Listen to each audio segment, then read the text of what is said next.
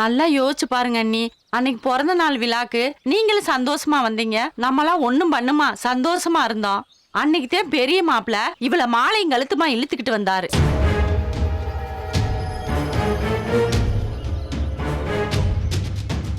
அங்க இருந்ததே நமக்குள்ள பிரச்சனை உண்டாச்சு. அன்னைக்கு மட்டும் இந்த திருட்டு கல்யாணம் நடக்கலைன்னா இன்னி யாரும் நம்ம கல்யாண வேலையில மும்முரமா இருந்திருப்போம். அன்னைக்கு இவளை மண்டபத்துக்கு கூட்டிட்டு வராம இருந்ததே உங்களை கோவப்படுத்திடக்கூடாதுன்னு. நானும் என் பொண்ணு உங்களுக்கு அடிமை சேவை பண்ண கூட தயாரா இருந்தோம்.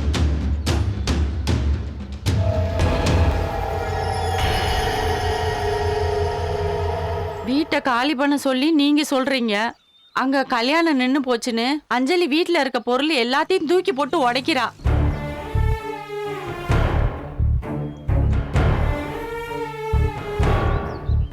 போதா குறைக்கு இவர் வேற ஹாஸ்பிட்டல்ல இருக்காரு. என்ன பண்றதுன்னு தெரியாம நான் உங்களை தேடி வந்தேன் அண்ணி. என்னை கை விட்டுறாதீங்க அண்ணி. ஓ, நிதி வசூல் பண்ணிட்டு போலான்னு வந்திருக்கியா? எதுக்கு? உன் பொண்ணு கல்யாணம் நின்னு போனதுக்கா இல்ல உன் வீட்டுக்காரரோட மருத்துவ செலவுக்கா? ஐயோ இல்ல அண்ணி, காசுக்கா பஞ்சம். தர்ம மகராசி நீங்க கொடுத்த பணமே இன்னும் பேங்க்ல காத்துக்கிட்டு கிடக்கு.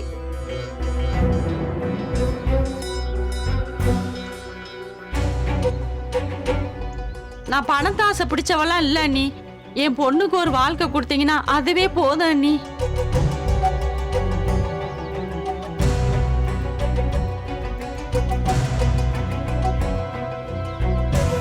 இவர்தான் மாப்பிள்ளைன்னு அவ மனசுலயும் அகிலன் தம்பிய பதியம் போட்டு வச்சிட்டோம்ல அண்ணி.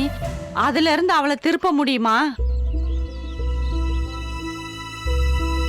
மிஸ் இந்தியா மிஸ் யூனிவர்ஸ்னு பெருங்கனவு வச்சிருந்த பொண்ண எங்க அத்தைக்கு பிடிக்கலனா நான் எதுலயுமே கலந்துக்கிற மாட்டேன்னு சொன்னவ இப்ப அழுது மலக்காத கண்ணீரோட பாக்குறப்போ அத பொறுக்க முடியாமத்தே அண்ணி வந்தேன்.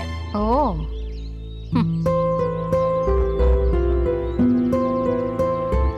அந்த இடத்துல இவள பார்த்தோன்னு என் ஆத்திரத்தை கட்டுப்படுத்த முடியல அண்ணி. என்னை மன்னிச்சிருங்க அண்ணி. முதல்ல இந்த அண்ணிக்கு சொல்றது நிப்பாட்டு. உன்னை அண்ணின்னு கூப்பிட கூடாதுன்னு சொன்னேன்ல. ஆமா மேடம், இனிமேல் மேடம்னே கூப்பிடுறேன். என் பொண்ணை மட்டும் பெருந்தன்மையா அகிலன் தம்பிக்கே கட்டி வச்சிருங்க. வாய் மூடு. அதெல்லாம் எப்பவோ முடிஞ்சு போன கதை. காலத்துக்கும் துடைக்க முடியாத களங்கமா உன் வீட்ல இருந்து வந்ததையே தொலைச்சு தலை முழுக முடியாம தவிச்சுக்கிட்டு இருக்க. இதுல இன்னொரு பொண்ணு வேற நான் எடுக்கணுமா? ஊரை கூட்டி விருந்து வச்சு நிச்சயம் பண்ணி கல்யாணம் நின்னு போச்சுன்னா இனிமேல் யாரு என் பொண்ணை கட்டிக்கிற வரமாட்டாங்க மேடம்.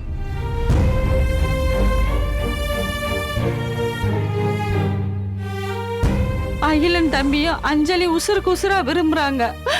அதனால அந்த சின்னஞ்சிறுச பிரிச்சிராம கட்டி வச்சு அந்த வீட்டையும் தானமா கொடுத்தா அது நீங்க போட்ட பிச்சையா எடுத்துக்கிற மேடம்.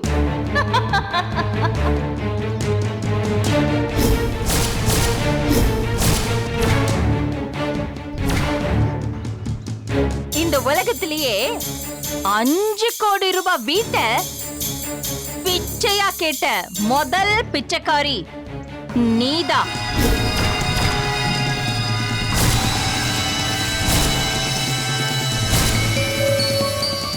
வீடு கூட வேணாம் மேடம். நீங்க அஞ்சலி அகிலன் கட்டி வச்சிட்டீங்கன்னா பொண்ணுக்கு கல்யாணம் பண்ணி கொடுத்த நிம்மதியோட நான் கிராமத்துல எங்க அம்மா வீட்லயே போய் செட்டில் ஆயிருவேன் மேடம். இதோ பார், என்னோட பையனுக்கு ஓம் பொண்ணை விட பேரழகியா பார்த்து அவனுக்கு கல்யாணம் பண்ணி வச்சு அமெரிக்கால செட்டில் பண்ணி வைக்கலான்னு நான் முடிவு பண்ணிருக்கேன்.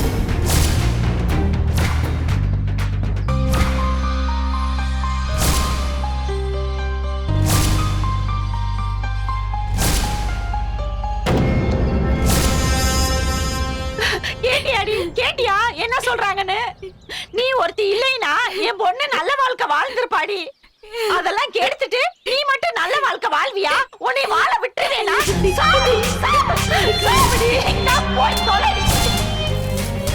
எப்படியாவது கண்ணம்மா அடி வாங்குறத பொறுக்க முடியாமலாவது சௌந்தர்யாவுக்கு அவ மேல இறக்கம் வராதா? கடவுளே, அடிக்காத நிறுத்துன்னு சௌந்தர்யா சொல்ல மாட்டாளா?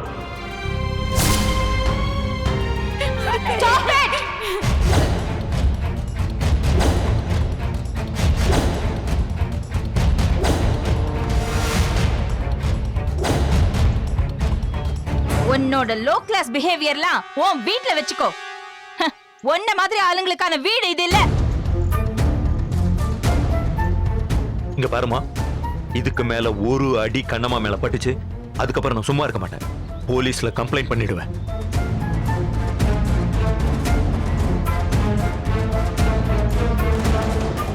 மா, நீ முதல்ல ஹாஸ்பிட்டலுக்கு போய் உங்க அப்பாவை பாரு. போ.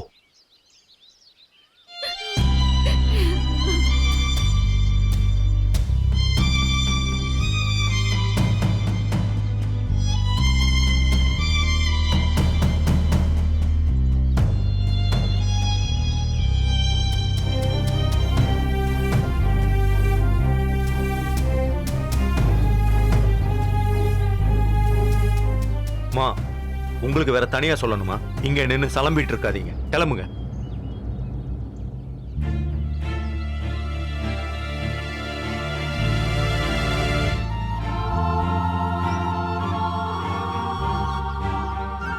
அப்படியே உங்க பையனுக்கு ஃபோன் பண்ணி உன் மாமனாருக்கு ஹார்ட் அட்டாக்னு சொல்ல வேண்டியது தானே?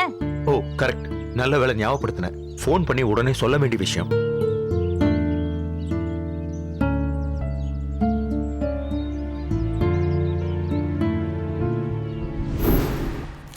சிஸ்டர், எங்க அப்பாவை இங்க அட்மிட் பண்ணிருக்காங்க. எங்கன்னு தெரியுமா சிஸ்டர்? பேர் என்ன? அவருக்கு என்ன வியாதி? பேரு சண்முகம். நெஞ்சு வலி. இப்பதான் இங்க இருந்து ஒரு சிஸ்டர் ஃபோன் பண்ணாங்க. ஓ, அந்த கேஸா? பணம் கட்டுறேன்னு போனாங்க, இன்னும் ஆளே வரல. அங்க வெயிட்டிங் ரூம்ல வச்சிருக்காங்க, போங்க. இந்த சைடா?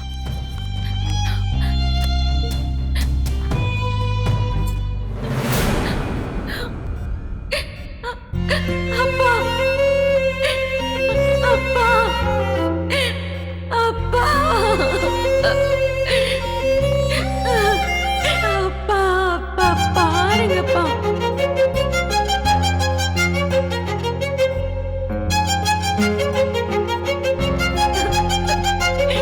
அப்பா,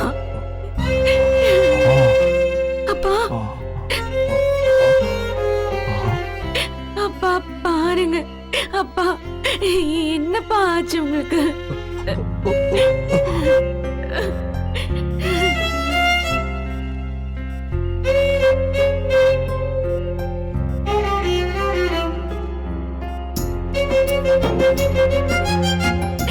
நாங்க எல்லாருமே இப்படி இருந்து உங்களை இப்படி அனாமத்தா விட்டுட்டோமே. அப்பா, உங்களுக்கு ஒண்ணும் இல்லப்பா. நான் வந்துட்டேன்ல, உங்களை நான் பாத்துக்கிறேன்ப்பா.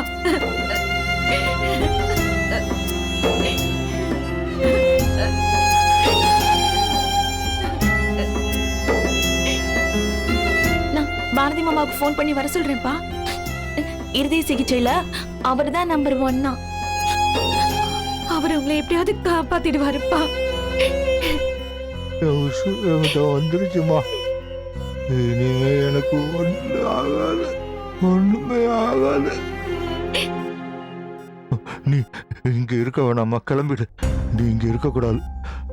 நம்ம குடும்பத்தை கருவறுக்கிறதுக்கு அந்த மாயாண்டி பைய காத்துக்கிட்டு இருக்கான். அவன் இங்கதான் எங்கேயாவது இருப்பான்.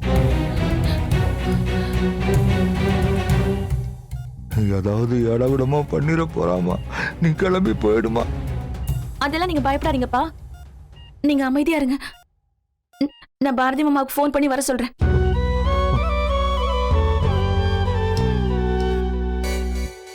நீ பாரதி மாமான்னு சொல்றது அவ்வளவு அழகா இருக்குமா. அந்த சொல்லுக்குள்ளேயே நீ மனசார வாழ்ற வாழ்க்கை இருக்கு. எனக்கு அது போதும்மா. நீ கிளம்பு. மாப்பிள்ளை தம்பியை இங்க வரவேடான்னு சொல்லு. நீ போயிடு, போமா. அவன் மட்டும் பாரதி மாமாவை நெருங்கி பார்க்கட்டும். அவனை நானே கொன்னுடுவேன். இருங்கப்பா. கண்ணுவா, கண்ணுவா, கண்ணுவா, கண்ணுவா.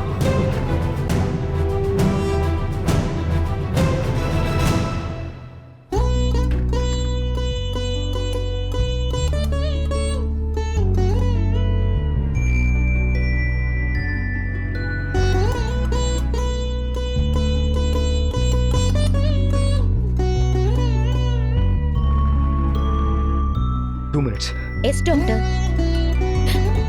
என்னாச்சு கண்ணம்மா? நான் உங்களுக்கு தான் ஃபோன் பண்ணலான்னு இருந்தேன். அப்பாவுக்கு பணம் கட்டாம ட்ரீட்மெண்ட் பண்ணாம இருக்காங்க. தெரியும், எங்க அப்பா கால் பண்ணி சொன்னாரு, உடனே கிளம்பி வந்துட்டேன்.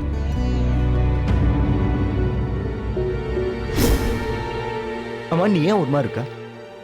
அது அது வந்து முகத்துல என்ன காயம்? சொல்லு கண்ணம்மா. அப்பாக்கு உடம்பு சரியில்லைன்னு ஹாஸ்பிட்டல்ல இருந்து ஃபோன் பண்ணாங்க. நானே பதட்டமா கிளம்பிட்டு இருந்தேன். அப்போ சித்தி வந்தாங்க.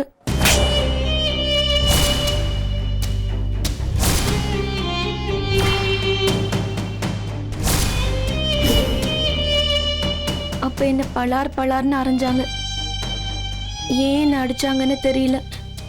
இதெல்லாம் நடந்ததுக்கு நான் என்ன பண்ணுவேன்? இன்னும் அந்த துன்பம் உன்னை துரத்திட்டே இருக்கா?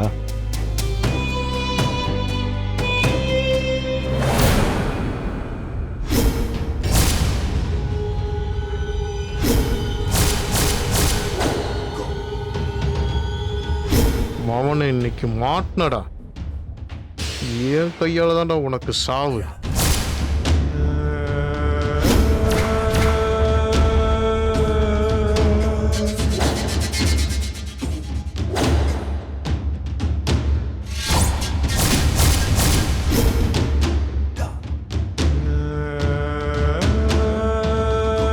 நான் உள்ள போய் பார்த்துட்டு வரேன், நீ இங்கே இரு.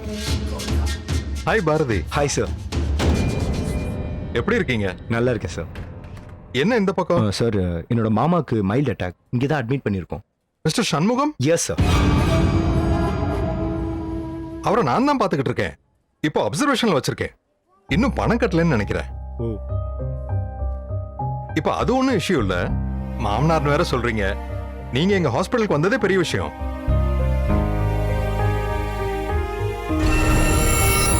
இஃப் யூ டோன்ட் மைண்ட், நான் பார்த்துக்கிட்டுமா? ஆப்ரேஷன்லாம் கூட இங்கேயே பண்ணிக்கலாம். With pleasure. இங்க நீங்க சர்ஜரி பண்றது எங்க ஹாஸ்பிட்டலுக்கு கிடைச்ச கிரெடிட். Thank you doctor. நான் அவரை பார்த்துட்டு வந்துட்டுமா? வாங்க பார்க்கலாம். கண்ணுமா, நீ வெயிட்டிங் ரூம்ல வெயிட் பண்ணு, நான் பார்த்துட்டு வந்துடுறேன். ஓகே சரி. போய்ஸ்.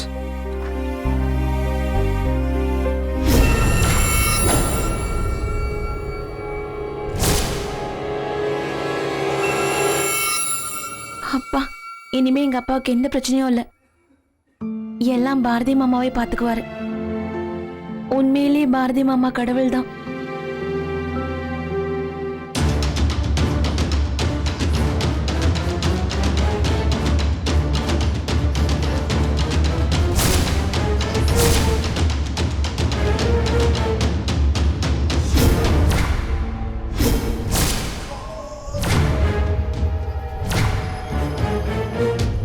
கையிடுறா.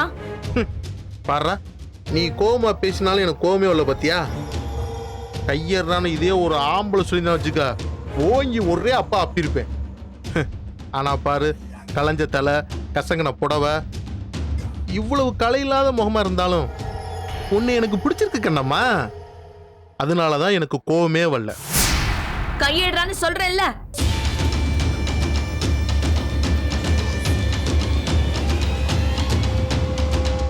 ஐய சொன்னதே சொல்லிக்கிருக்கிய கண்ணம்மா. இங்க வெயிட்டிங்க எதுக்கு தெரியும்ல? உன் புருஷனை போட்டு தள்ள. ஓ, நீ இப்படி மிரட்டினா பயப்படுறதுக்கு நான் ஒன்னும் பழைய கண்ணம்மா இல்ல. இப்போ பாரதி கண்ணம்மா. பாடுறா, கருங்குயிலாம் பஞ்சு டயலாக் பேசுது. ஏய், உனக்கு டாக்டர் கிட்ட வாங்கினது பத்தலையா? மறந்துட்டியா? இப்ப எங்க அப்பாவை செக் பண்றதுக்கு உள்ள போயிருக்காரு. அவரு திரும்ப இங்க வரும்போது உன்னை பார்த்தாரு, அவ்வளவுதான். ஓடி போயிடு. உன் புருஷன்கிட்ட வாங்கின அடியை இன்னும் நான் மறக்கல. அவன் உன் புருஷங்கிறதே இன்னும் நான் ஏத்துக்கறல. அதனாலதான் அந்த கணக்கை வட்டி முதலமா தீக்கிறதுக்கு ஒரே போடு.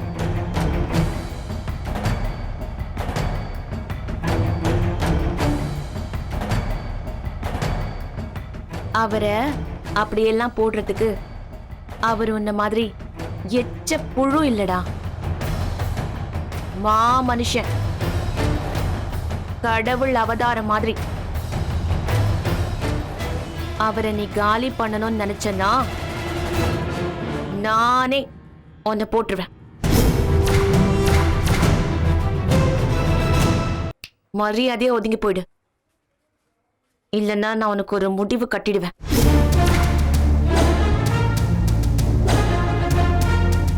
நீயா போயிட்டுனா நீ தப்பிப்ப, இல்லன்னு வச்சுக்கோயேன் இன்னையோட உன் கதை முடிஞ்சிரும். என்ன மிரட்டுறியா? பயமே வரலையே. நீ என்ன சொன்னாலும் ஏன் திட்டினா கூட உன் மேல எனக்கு கோவமே வரலையே கண்ணம்மா. ஒரு கணக்கை நேர் பண்ணிட்டு அப்புறமா வச்சுக்கிறேன். இன்னைக்கு உனக்கு அஸ்தமன சனி இருந்தா அதுக்கு யார் என்ன பண்ண முடியும்?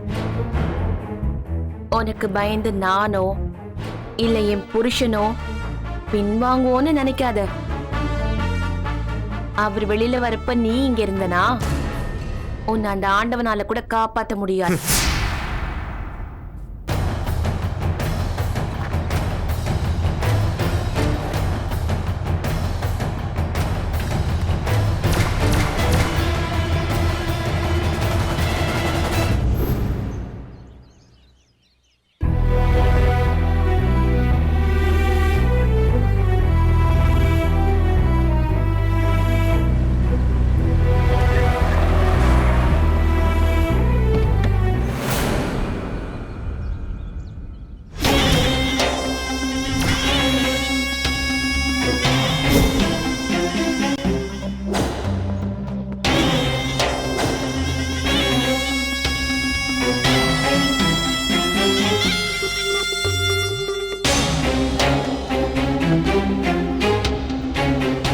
அஞ்சலி, நான் உன்கிட்ட கொஞ்சம் பேசலான்னு வந்தேன்.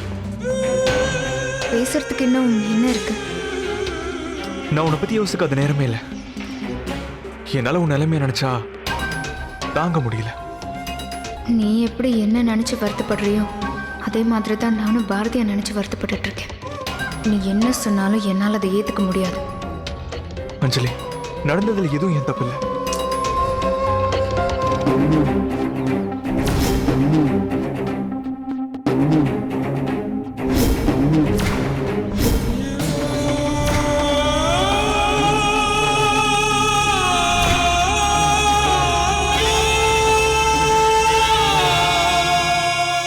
தெரியும் அகிலன், எனக்கும் உன் மேல வருத்தம் எதுவும் இல்லை.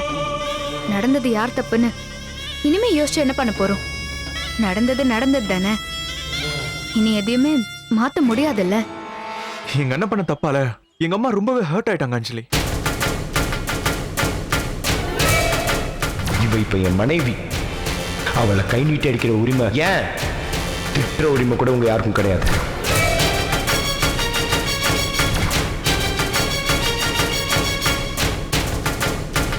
உங்க அம்மா மட்டும் இல்ல, நானும் தான் ஹர்ட் ஆனேன். உங்க அண்ணன் இப்படி பண்ணிருக்க கூடாதுல்ல அகில். எங்க அண்ணன் எது பண்ணாலும் அதுல ஒரு காரணம் இருக்கும். என்ன காரணம்? அஞ்சலி வாழ்க்கையை ஒழிக்கிறதா? இந்த நேரமும் பாரதி மாமான்னு ஓடி வருவாளே, அவ வாழ்க்கையை ஒழிக்கிறோமேனு கொஞ்சமாவது நினைச்சு பார்த்தாரா? அஞ்சலி, நம்ம கல்யாணம் நின்னு போச்சு. ஆனா நான் உனக்கு இல்லைன்னு ஆகல. நீ யாருக்குடா வேணும்? இந்த கல்யாணம் நிக்கலனா கூட உனக்கு எனக்கு இடையில கல்யாணம் நடந்திருக்காது. வருத்தப்படாத அஞ்சலி. வருத்தம் எதுவும் இல்ல, ஆனா பாரதி மாமா மேல தீராத கோவம் இருக்கு. அவர் என் வாழ்க்கையை எப்படி பலியாக்கி இருக்க கூடாது. அஞ்சலி, நான் அம்மா கிட்ட எவ்வளவு பேசி பார்த்தேன், ஆனா அவங்க கோவம் கொஞ்சம் கூட குறையல. எனக்கு என்ன பண்றதுன்னு தெரியல அஞ்சலி.